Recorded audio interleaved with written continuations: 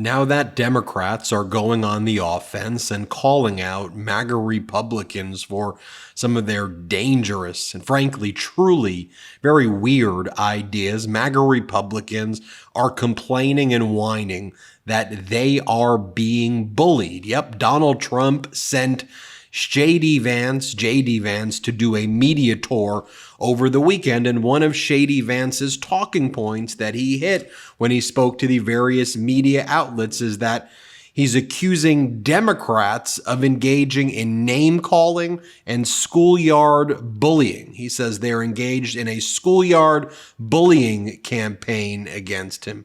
Excuse me, Shady Vance, as my friend Brian Tyler Cohen writes, Crooked Hillary, Crazy Nancy Pelosi, Sleepy Joe, Coco Chow, Lion Ted, Ron DeSanctimonious, Bird Brain, Nikki Haley, Old Crow McConnell, Gavin Newscum, Pencil Neck Schiff, Pocahontas, Crying Chuck Schumer, and Kamala would all like a word with you, Shady Vance. And as Congressmember Adam Schiff responded, Shifty Schiff, Pencil Neck, and Watermelon Head would like a word, JD. And I love that Congressmember Jared Moskowitz just goes on the offensive, posting photos like this of Governor Walz holding a little baby pig with Donald Trump's face on it. But I think it's important to remind Shady Vance about the way that he and Donald Trump behave. And now that they're being called out,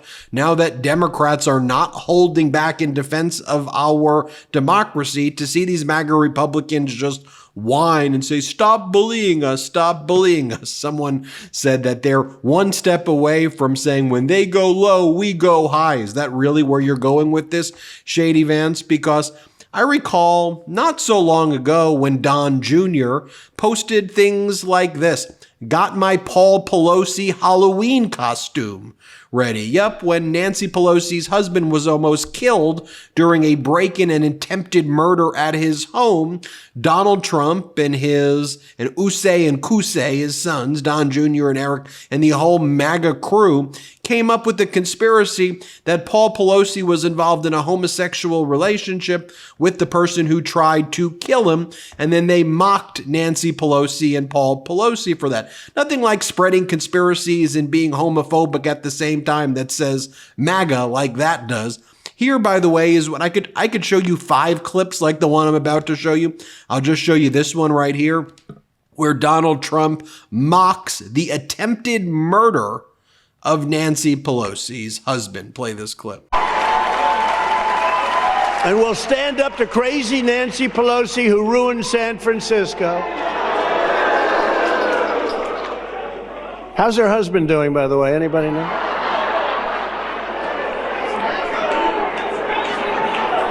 And she's against building a wall at our border, even though she has a wall around her house, which obviously didn't do a very good job.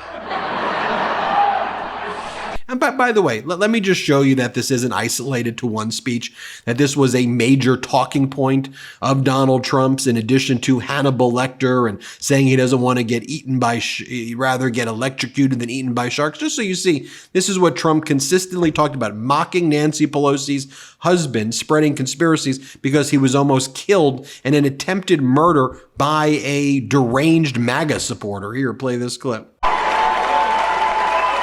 And we'll stand up to crazy Nancy Pelosi, who ruined San Francisco. How's her husband doing, by the way? Anybody know?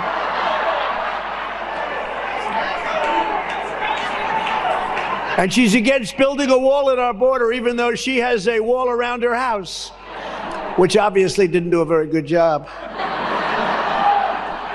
And Shady Vance, let me show you this one, because I could show you all of the name calling and nicknames that Donald Trump called people, but I want to remind our viewers here of the MeidasTouch Network what happened in December of 2019, where Trump lamented that Debbie Dingell, Congresswoman Dingell of Michigan, voted to impeach him, despite the fact that he allowed a normal state funeral to proceed for her late husband, former Representative John Dingell. Trump then suggests that John Dingell is now in hell. That's what Donald Trump did during this speech that he gave in Michigan, said that the husband of Debbie Dingell, Representative John Dingell, was in hell. That's how Donald Trump and MAGA run things. Here, play this clip. Dingell, you ever hear of her, Michigan? Debbie Dingell, that's a real beauty. So she calls me up like 8 months ago. Her husband was here a long time.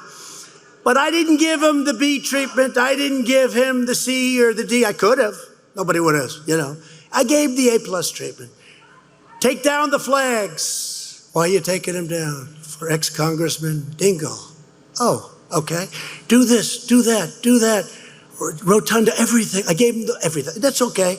I don't want anything for it. I don't need anything for anything. She calls me up. It's the nicest thing that's ever happened. Thank you so much. John would be so thrilled. He's looking down. He'd be so thrilled. Thank you so much, sir. I said, that's okay. Don't worry about it.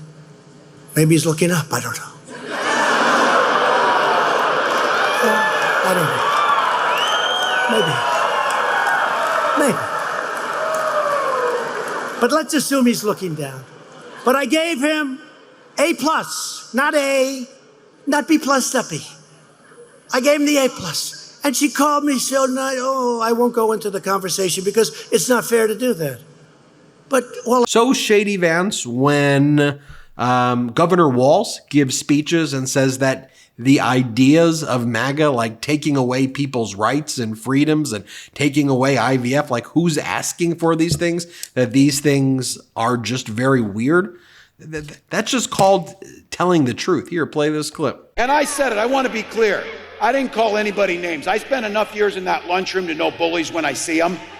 I just made a very clear observation that they seem to be really concerned about.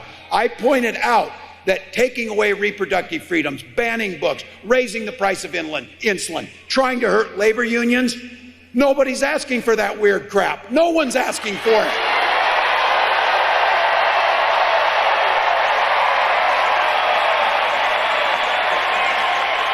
Yeah, and Shady Vance, when you call women and say that childless cat ladies are the biggest threat to our democracy, and when you make comments like that, and then you're called out in response to what you're saying, maybe you need to have thicker skin if this is the thing. If you're going to be involved in politics, maybe you need to have a little bit thicker skin, Shady Vance.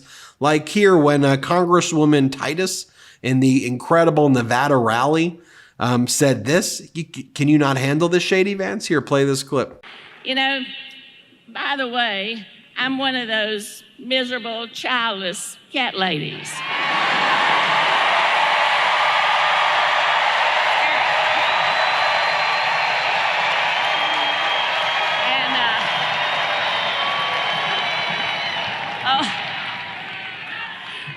J.D. Vance apologized to my cat, but he didn't ever apologize to me for what he had to say.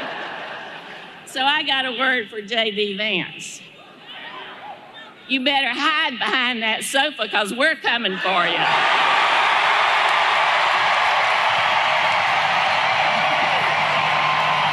By the way, the reality about Shady Vance is that he does not know who he is at all. I'm going to show you a clip in a second of Governor Shapiro saying that, but Shady Vance doesn't know who he is. Here's Shady Vance's background. Shady Vance grew up gay, and his grandma told him that you can't be gay. So then he became anti-gay, anti-LGBTQ. So he reinvented his personality. Then he reinvented his personality again. And then he became a hillbilly who despised MAGA and hated Trump, an anti-Trump hillbilly, even though he's not from Appalachia, even though he claims to be from Appalachia. He's from the suburbs of Cincinnati, but that was his shtick. He went around, sold books. He attacked Appalachia and mocked people who are hillbillies and mocked the culture and acted like he was part of the culture. You ain't part of the culture. You ain't from Appalachia, Shady Vance. But just go and take a look at Shady Vance. Like, here are the photos that he took while at Yale. Here he is in one photo over here, wearing a Soviet T-shirt with the hammer and sickle. Real photograph of Shady Vance. This isn't Photoshop. Here's another photo of Shady Vance in drag. You know, he wants to ban drag shows, ban cross-dressing. He attacks the LGBTQ community, but here he was cross-dressing while he was at Yale Law School. By the way, that photo is confirmed as a true photo as well. Shady Vance, this is how Shady Vance behaves. That now he goes against who he really is. And here's my thing. The sad part about this all is that I know all of us would have fought for Shady Vance's freedom to actually be who he is. Let me show you. This is Governor Shapiro talking about Shady Vance. Play this clip. And Donald Trump, well, he's now got a partner with him. Y'all see that guy? Yeah. J.D. Vance, he's not exactly off to a good start. I think we can all agree on that. But I think part of the reason why he's not off to a good start is this, and it's serious. He doesn't know who he is. And he's not being honest with himself, so he can't be honest with the American people. He can't.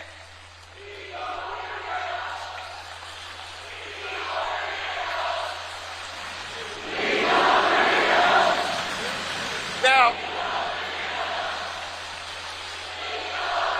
so if I hear you right, and I think I do, you're chanting, he's a weirdo. Which means, man, I love you, Philly. Which means, if you're chanting, he's a weirdo, then you heard of my good friend and our next vice president, Tim Walz. Because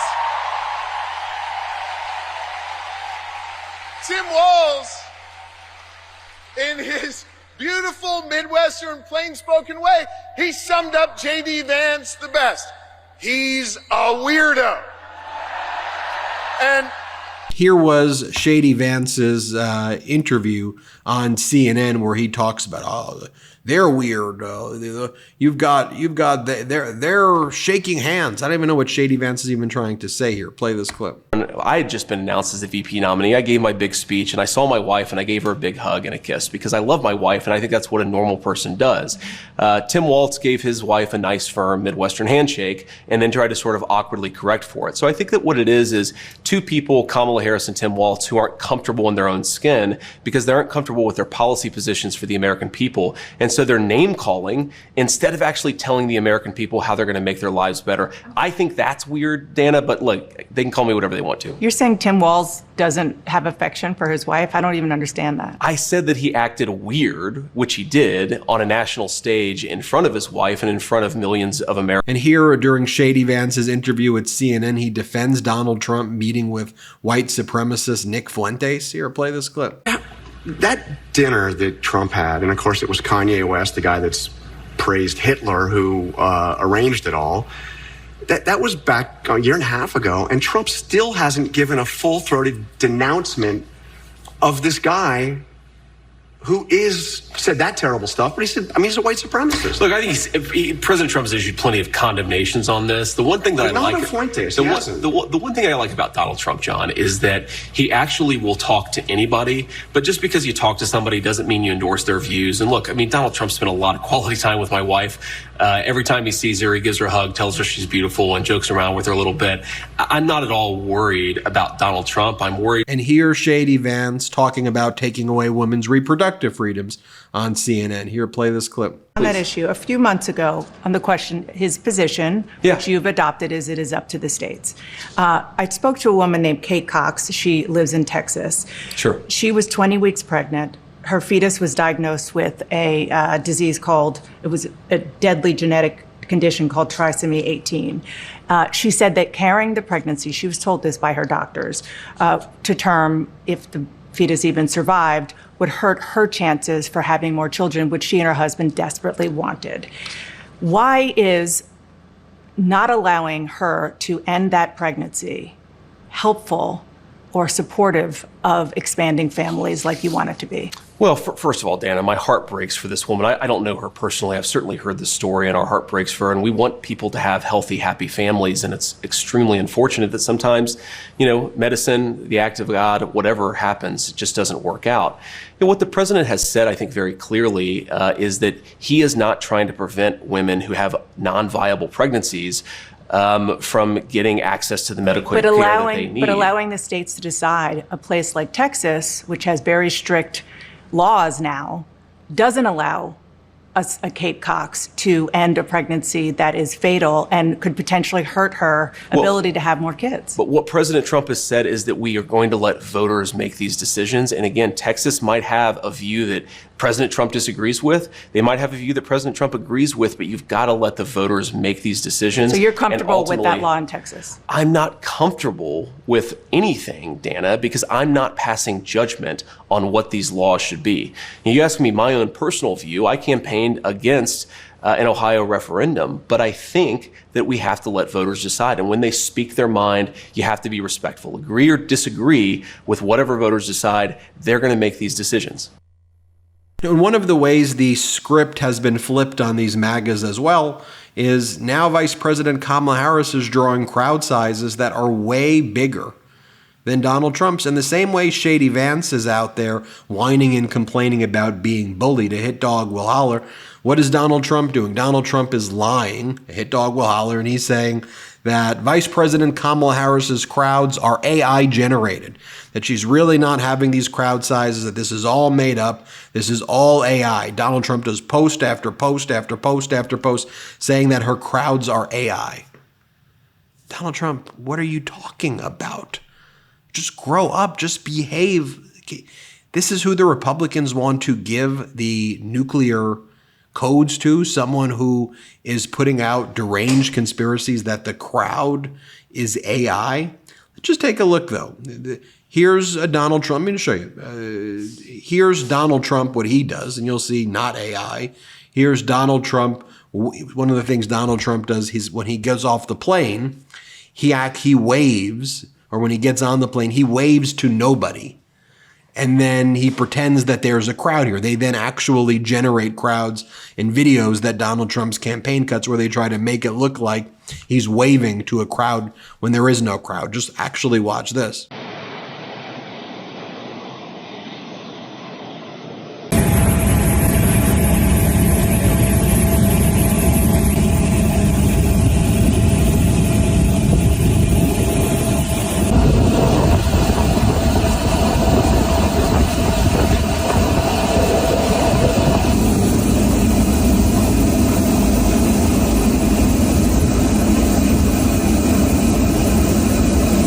And you can compare that to, I'll just show you when Vice President Kamala Harris came out to cheers from the crowd. Here, play this clip. Good evening, Detroit!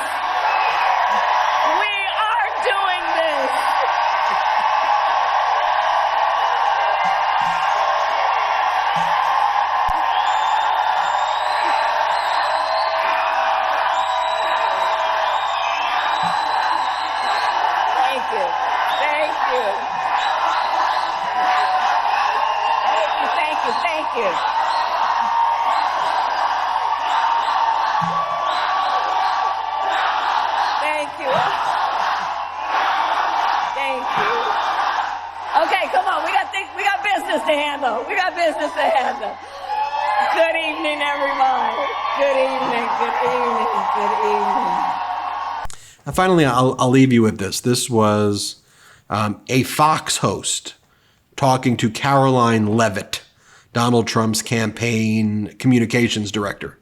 And even Fox is like, do you think like calling people new scum and these, like, do you think that's a good way to run this campaign? And Caroline Leavitt's like, yep, that's how we need to do it. Here, play this clip. Okay, Karen, I've got a complaint. I know the campaign wants to win over Nikki Haley's voters, but I don't think you do that with name calling. For example, I take issue with Trump's new nickname for California governor, calling him new scum. I don't think that's a good idea. I object to that kind of language. How about you? Well, I think that what Governor Gavin Newsom has done to the great state, once great state of California, is terrible. You see real scum, real homeless people all over the streets. Are you okay? Are you saying it's okay to bring that kind of language to a presidential campaign? New scum? That's okay? I think the real problem here, Stu, is the policies of the deranged Democrats from Gavin Newsom to Joe Biden I think your that have destroyed American communities across this country. You don't agree with me, but I think your campaign has a problem with language like that. Well, I don't think voters respectfully agree with you either, Stu. If you look at the resounding wins that President Trump has received across the board. You think you're going to win over Haley voters with language like that, do you? You win over moderates and women with language like that? Really? So shady, Vance. I'm sorry that the script has been flipped and you're just being called out. But I hope you recognize that there's a distinction here about what's taking place. And the fact that you've devoted your life to denying who you really are and then attacking the communities that you do. Sad to see. Hit subscribe. Let's get to 3 million subscribers together. Thanks for watching. Love this video? Make sure you stay up to date on the latest breaking news and all things Meidas by signing up to the MeidasTouch newsletter at MeidasTouch.com/newsletter.